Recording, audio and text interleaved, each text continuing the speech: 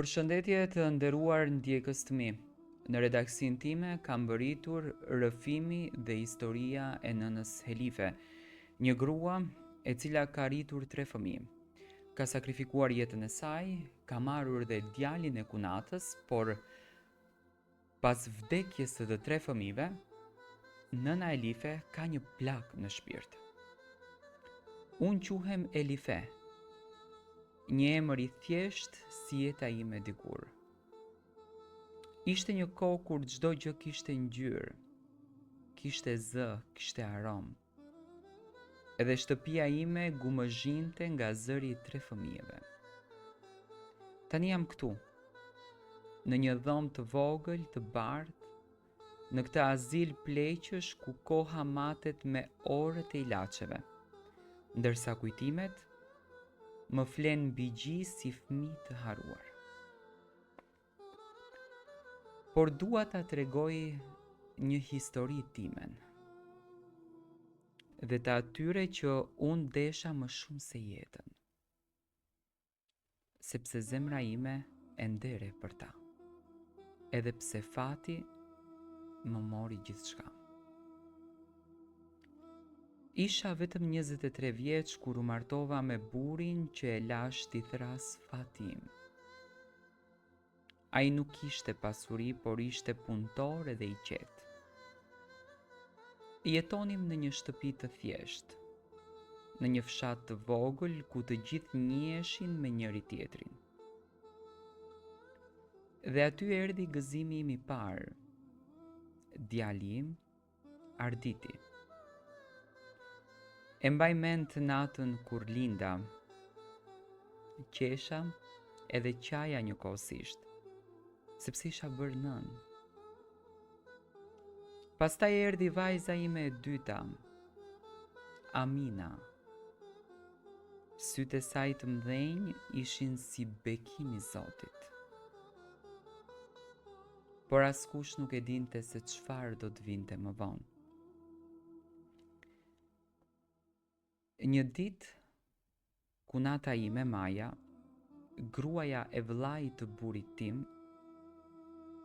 vdiq në një aksident, ku lë pas një foshnjë të posalindur vetëm 2 muajshe. Vllai i burrit tim u zhduk pas dhimbjes së tij. Nuk e mori dot jetën më. Iku.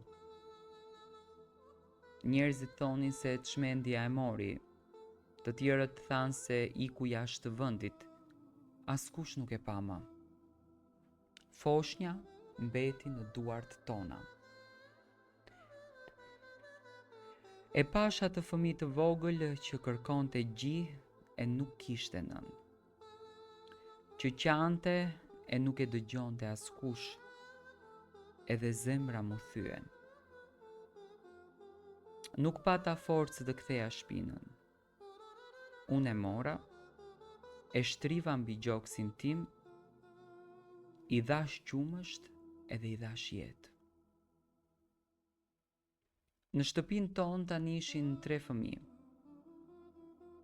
dhe ai u bë djali im i dytë, mbi të cilin e vendosa emrin Lisi. Askush nuk e dinte të vërtetën përveç meje dhe burrit tim. Fshati e dinte pak e shumë, por Zoti ishte dëshmitari im. Vitet kaluan. Të 3 u ritën duke ndarë një çift rroba, një copë bukë, një lodër. Ndonjëherë nuk kishim asgjë, por i shikoja dhe kisha gjithçka.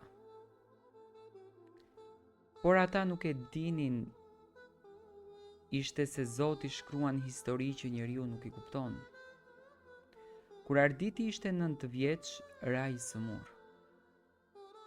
Një ethë e vazhdueshme që mjekët nuk e kuptonin.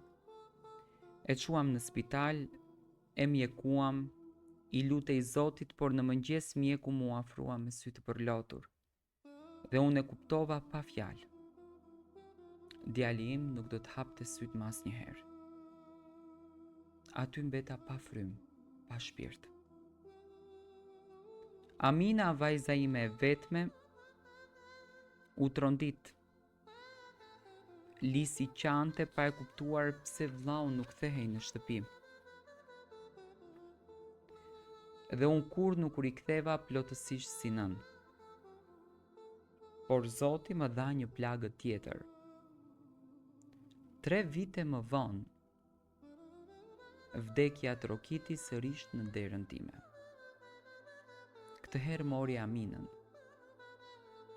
Një sëmundje që nisi si koll, pastaj u kthye në mushkëri të smura, e shpirti u shua ngadalë. Ajo vdiq në duart e mia, ndërsa i ledatoja fytyrën dhe i thoja se çdo gjë do t'ishte mirë. Dhe atë natë bërtita drejt qiellit. Zot, çfarë po më heq?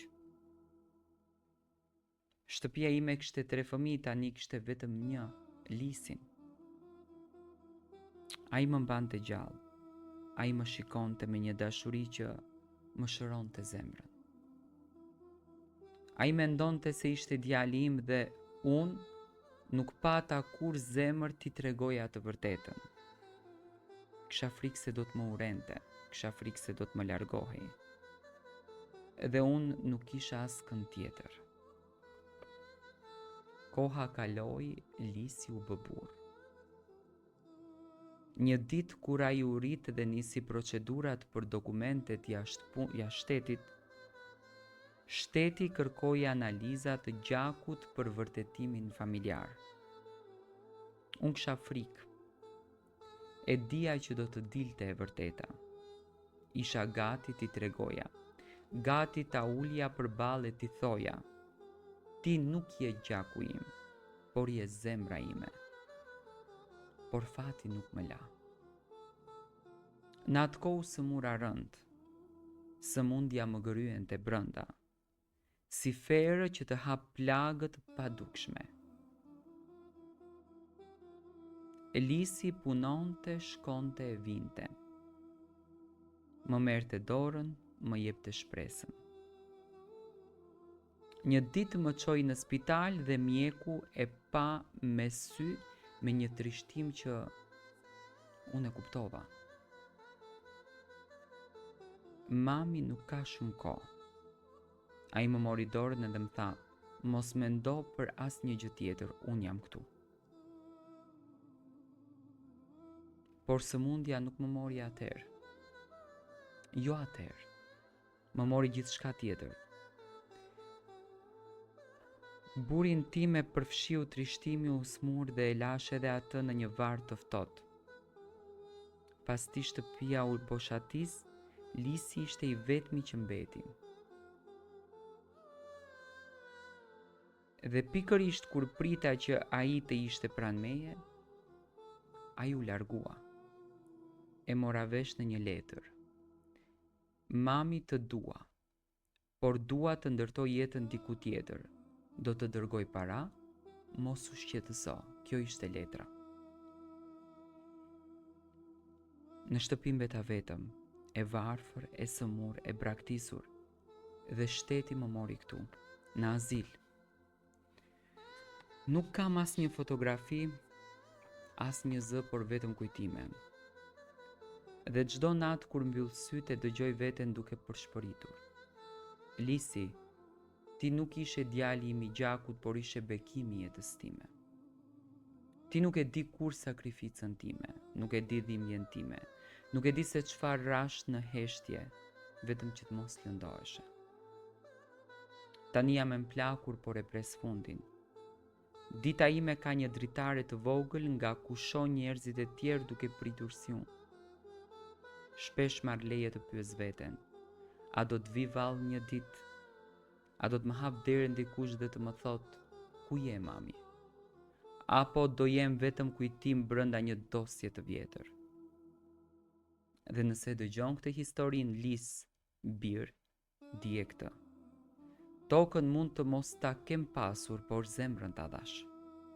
Gjakun mund të mos ta kisha tëndin, por shpirtin po. Ti nuk je djali që e linda, ti je djali që Zoti ma dhuroi kur më mori gjithçka tjetër. Dhe unë do të dua derisa do të mbyllet qërpiku im I fundit. Ky është rrëfimi im. Rrëfimi I një nëne që humbi 3 fëmijë, një burr, një shtëpi, por nuk humbi kur dashurinë. Dhe ju që e dëgjoni këtë histori mos harroni. Nënat nuk vdesin. Edhe kur nuk janë më, ato jetojnë në zemrat e atyre që rriten me duart, me lot, edhe me shpirtin e tyre.